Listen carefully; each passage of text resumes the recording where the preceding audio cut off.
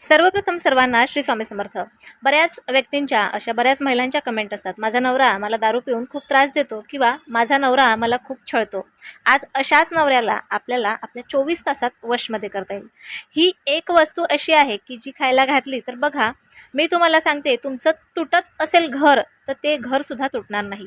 तुम्हाला नेहमी त्रास देणारा, नुसता भांडणारा नवरा बऱ्याच लोकांच्या घरात घर जे आहे ते फक्त एक भांडणाचा पॉईंट बनलेला आहे.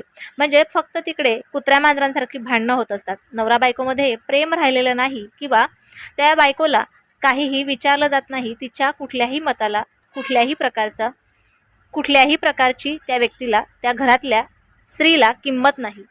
असं केलं जातं. तर काही घरात फक्त उठून सुटून त्या घरातल्या आपल्या बायकोला, आपल्या स्त्रीला फक्त घालून पाडून बोललं जातं.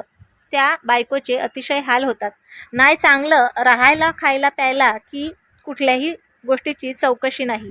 दिवसातून एकही वेळेला तिच्याशी प्रेमाने बोललं जात नाही. फक्त तिला बोललं जातं ते वाईट.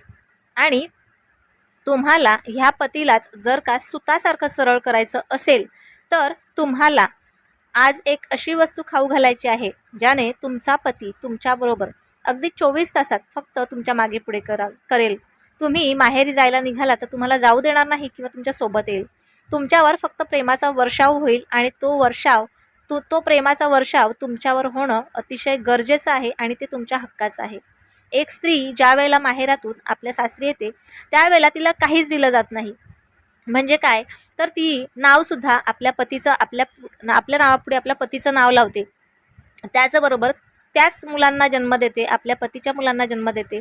सगळं काही पतीचं आहे, पण पूर्ण शरीराचा वापर हा तिचा केला जातो. घरातलं काम करत असताना तिच्या शरीराला त्रास होतो, तिला टेन्शन देत असताना तिच्या मेंदूला त्रास होतो, तर तुमचं आजारपणात सर्व करण्यातसुद्धा तिचं म्हातारपण जातं.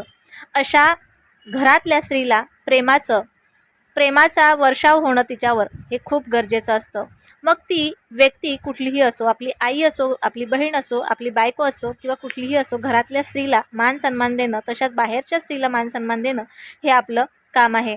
आता आपल्या पतीला जर का वशमध्ये करायचं असेल तर काय करायचं आहे सांगता आहे का? ह्या वशीकरणाला खूप महत्त्व आहे आणि हा वशीकरण एक खाण्याच्या वस्तूतूनच तुम्ही करू शकता, जो अतिशय महत्त्वाचा आहे.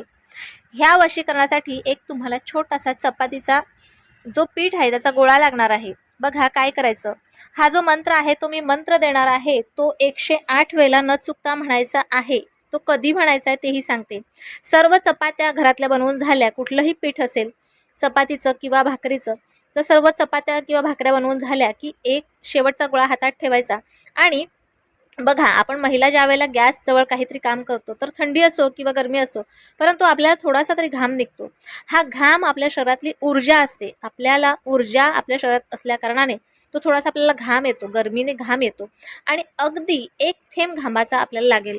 आता चपातीचा गोळा आपल्या दोन्ही हातांवर रगडून घ्यायचा आणि अगदी छोटासा घामाचा थेंब त्याच्यात मिक्स करून त्याची चपाती करायची आणि त्यानंतर आपला पती ज्या वेळेला जेवायला बसेल त्यावेळेला ह्याच्यातली चपाती बरोबर तीच त्याच्या ताटात गेली पाहिजे जी तुम्ही त्याच्यासाठी बनवलेली आहे. ह्याची काळजी घ्या.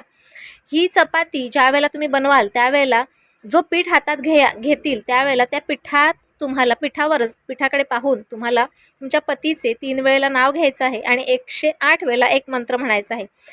पुढील प्रमाणे मंत्र लिहून ठेवा. ओम नमो भगवते कामदेवाय यस्य यस्य दृश्य भवामी. ओम नमो भगवते कामदेवाय यस्य यस्य दृश्य भवामी, असा हा मंत्र आहे.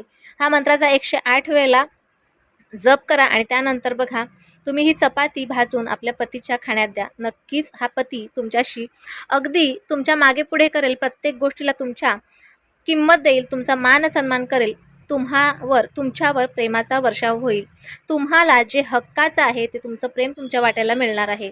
अशा पद्धतीचं तुम्ही वशीकरण करून पहा. हे वशीकरण खूप प्रभावशाली आहे. ह्या वशीकरणाने तुम्ही नव्याने तुमच्या संसाराला सुरुवात करू शकता. तोडलेला मोडलेला संसार पुन्हा नव्याने येऊ शकते, निर्माण होऊ शकते. ह्या उपायाने कर्म आणि कष्ट तितकेच महत्त्वाचे आहेत. आजचा छोटासा व्हिडिओ तुम्हाला कसा वाटला मला नक्की कळवा आणि व्हिडिओ आवडल्यास लाईक शेअर सबस्क्राईब मात्र जरूर करा. पुन्हा भेटूया अशाच एका नवीन व्हिडिओसोबत, नवीन विषयासोबत. तोपर्यंत सर्वांना श्री स्वामी समर्थ.